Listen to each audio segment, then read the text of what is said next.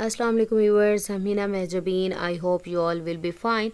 हम स्टडी करें MGT 201 financial management का कोर्स, जिसका है module number 4 valuation of long term securities and topic number है 67 constant growth model. But today's lecture start करने से पहले अगर आप मेरे चैनल पर न्यू हैं दैन प्लीज़ मेरे चैनल को सब्सक्राइब कर दें और बेल आइकन को क्लिक करना मत भूलेगा, ताकि अपकमिंग लेक्चर्स, डिफरेंट असाइनमेंट्स, क्विज़ेज़ और पेपर्स के नोटिफिकेशंस आप तक पहुंच जाएं। लाइक भी कीजिएगा, शेयर भी कीजिएगा। ओके जी, let's start from today's lecture that is about the valuation of common stocks, जो कि हम पढ़ रहे हैं और उसके लिए डिफरेंट मॉडल्स जो हैं, assumptions जो हैं वो पढ़ रहे थे। डिफरेंट मॉडल्स ऑफ वैल्यूएशन, जिसमें नो ग्रोथ मॉडल आता है, कांस्टेंट ग्रोथ मॉडल आता है, ग्रोथ इन स्टेजेस मॉडल आता है। और जो कांस्टेंट और नो ग्रोथ मॉडल है वो ऑलरेडी पढ़ चुके हैं, आई थिंक सो। तो इसमें देखें, हमने आज जो स्टडी करना है वो है constant growth model, and then upcoming lectures में ग्रोथ इन स्टेजेस मॉडल को डिस्कस करेंगे in detail. So let's see, we have discuss that the constant growth. थोड़ा सा ओवरव्यू दे देती हूँ कांस्टेंट ग्रोथ मॉडल में। जब मैंने इसको मॉडल्स के बारे में बताया था तो थोड़ा थोड़ा डिस्क्राइब किया था, जो मैं यहाँ पर रिपीट कर रही हूँ। कांस्टेंट ग्रोथ और no growth means that the growth of dividend, meaning that when we say that it is a constant growth model, then we say that the dividend will grow constantly and its growth rate will not change. For example, if the growth rate is 5%, it will always be 5%. As its name suggests, constant growth हो रही है, यानी अगर first year आपको 10% मिलता है तो next year भी 10% ही इंक्रीज डिविडेंड मिलेगा, उससे नेक्स्ट ईयर भी 10% ही मिलेगा, उससे नेक्स्ट ईयर भी 10% एंड सो ऑन। ठीक है, कांस्टेंट ग्रोथ हो रही है, यानी सेम ग्रोथ हो रही है डिविडेंड की, तो इसे हम कहते हैं कांस्टेंट और no growth model. There are some assumptions of this model which are given below. क्या क्या given है? Going concern, जिसके बारे में ऑलरेडी बार बार हम लोग स्टडी कर चुके हैं। It means that a company or business will continue to operate forever and its operations will not be discontinued in the future. We assume that the dividends of common stocks will always be received or received till infinity. यानी आपकी, क्योंकि business का कोई intention ही नहीं है कि वो close होगा या अपना बिज़नेस फिनिश करेगा, ख़त्म करेगा, क्लोज़ जो भी होगा वाइंड अप करेगा, तो क्या है जो इसका डिविडेंड है कॉमन स्टॉक्स का, वो भी हमेशा हमेशा के लिए मिलता रहेगा। Dividend pay out ratio remains constant, DPO। यहाँ पर it is important to know that dividend pay out ratio and retention ratio are opposite to each other. कैसे ऑपोजिट है? It means that the percentage which we retain is retention ratio and that percentage which we distribute is dividend pay out ratio. हमने retention ratio के बारे में पढ़ा था कि उसमें ये होता है कि कुछ जो पार्ट है वो कंपनी रिटेन कर लेती है और कुछ डिस्ट्रीब्यूट कर देती है। जैसे 10 रुपीज़ अर्न करती है तो उसमें से 6 रुपीज़ वो डिस्ट्रीब्यूट एज डिविडेंड कर देती है और बाकी 4 रुपीज़ वो रिटेन करती है। तो यहाँ पर रिटेंशन की बात हो रही है, वो परसेंटेज जो वो रिटेन करती है कंपनी उसे हम कहते हैं रिटेंशन रेशो, और बाकी का जो डिस्ट्रीब्यूट कर देती है उसे हम कहते हैं dividend pay out ratio. Even if we are calculating dividend pay out retention, it actually means the same. One of two ratios has to be constant, and if one is constant, automatically the other will also be constant. यानी दोनों में से किसी एक का constant या होना ज़रूरी। अगर एक कांस्टेंट है दूसरी ऑटोमेटिकली कांस्टेंट होगी, यानी सेम जाएगी। Next external factor. External factors remain constant. Previous lecture में ऑलरेडी बता चुकी हूँ कि political, economic, social, international factors जो कि इसको स्टॉक या शेयर्स को इन्फ्लुएंस कर सकते हैं वो कांस्टेंट रहते हैं, यानी वो चेंज नहीं होते, बिकॉज इंटरनल फैक्टर जो कि रिटेंशन रेशो है उसकी वजह से डिविडेंड वगैरह पर इफेक्ट आता है। Return on investment, ROI, remains constant. It is the earning power of company will be also be constant. यानी earning power कितना earn करती है वो भी same रहेगा। Growth is the function of retention only, यानी ये भी बताया retention, भाई retention है, जितना retain करती है उसी वो growth उसी की base पर होगी। It means that the percentage of profit which will be retained and also there will be the same percentage of growth in the dividend, यानी जितना retain करेगी, जितना अपने पास रखेगी, वो उसका नेक्स्ट ईयर के डिविडेंड में क्या है, ग्रोथ का बायस बनेगा।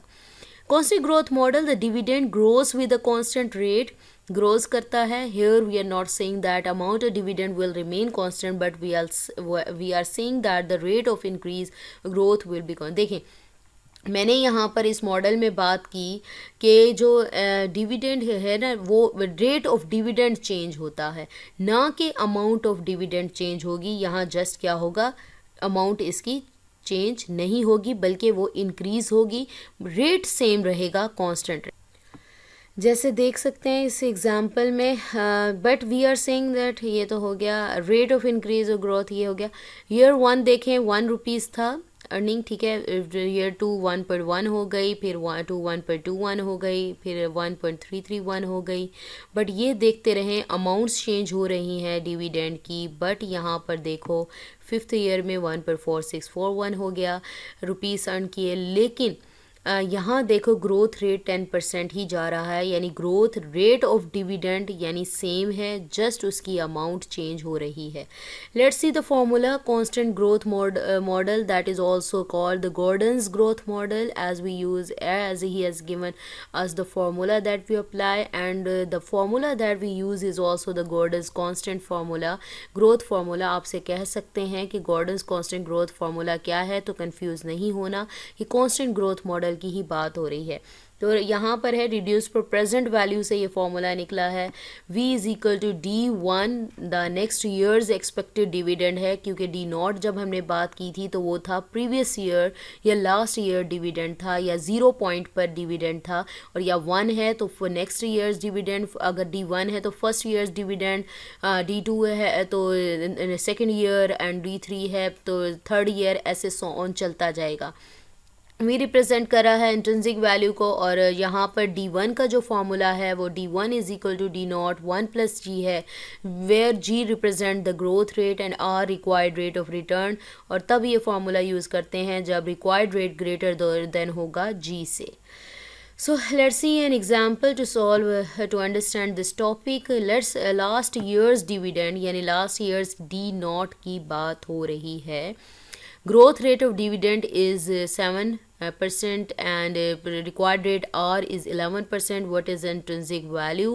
हम देख सकते हैं required rate है वो greater है ये growth rate से. Yes, ठीक है. तो हम क्या करेंगे, ये फॉर्मूला यूज़ करेंगे. D1 पहले फाइंड करना पड़ेगा, उसका फॉर्मूला मैंने ऑलरेडी आपको बताया है. D0 यहाँ 10 है, 1 प्लस G क्या बताया था, 7 बताया था. 7 को 100 से डिवाइड करो, देन प्लस 1 कर दो, देन मल्टीप्लाई 10 कर दो. ये आ गया मेरे पास D1. अब फॉर्मूले में पुटिंग करें, D1 का आंसर आया 10.7 डिवाइडेड बाय R क्या था मेरे पास, था 11%, माइनस G क्या था मेरे पास, G है मेरे पास 7%. 10 इनको 100 से डिवाइड करो, दोनों को माइनस करो और डिवाइड कर दो, आंसर ये आ जाएगा. तो लास्ट स्टेप हमारा क्या होता है, ये डिसीजन लेना, क्योंकि इंट्रिंसिक वैल्यू फाइंड ही हम इसीलिए कर रहे होते हैं ताकि फाइनल डिसीजन ले सकें कि हमें ये वैल्यू, ये चीज़, ये जो स्टॉक है, ये शेयर है, परचेज़ करना भी चाहिए या नहीं करना चाहिए. फर्स्ट हमें देखना होता है कि purchase at fair price. Fair price क्या होती है और बेटर प्राइस क्या होती है. प्राइस एट फेयर, यहाँ पर फेयर जो प्राइस है वो है it is if the market price is equal to the intrinsic value. मैंने प्रीवियस लेक्चर्स में भी बताया, तब भी ख़रीदें जब मार्केट प्राइस इक्वल हो इंट्रिंसिक वैल्यू को, बिकॉज आप लोगों को वही रिटर्न रेट और रिटर्न मिल रहा होता है जो आप चाहते हो. सो बेटर प्राइस यहाँ पर क्या होगी, if it is the price is less than the intrinsic value, यानी मार्केट में आपकी जो इंट्रिंसिक वैल्यू है वो ज़्यादा है, मार्केट में ये चीज़ आपको सस्ती मिल रही है, यानी मार्केट प्राइस लेस दैन है इंट्रिंसिक वैल्यू से, तब भी भाग कर ले लो.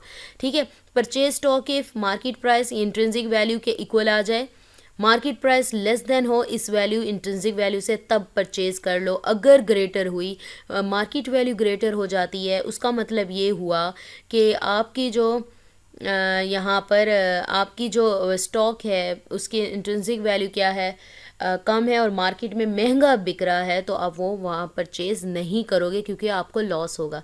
Do not purchase if the market price is greater than intrinsic value which is this. ठीक है. इंट्रिंसिक वैल्यू से अगर मार्केट वैल्यू ग्रेटर हो, उसका मतलब ये हुआ मार्केट में महंगा मिल रहा है, तो उसे परचेज़ मत करें. या तो इक्वल हो जाए इंट्रिंसिक वैल्यू के मार्केट वैल्यू, या फिर मार्केट वैल्यू लेस देन हो intrinsic value, then it's best option to to purchase the stock or shares. So we have completed our today's lecture here. मुझे अपनी दुआ में याद रखिएगा, अपना ख्याल रखिएगा. Take care. अल्लाह हाफिज़.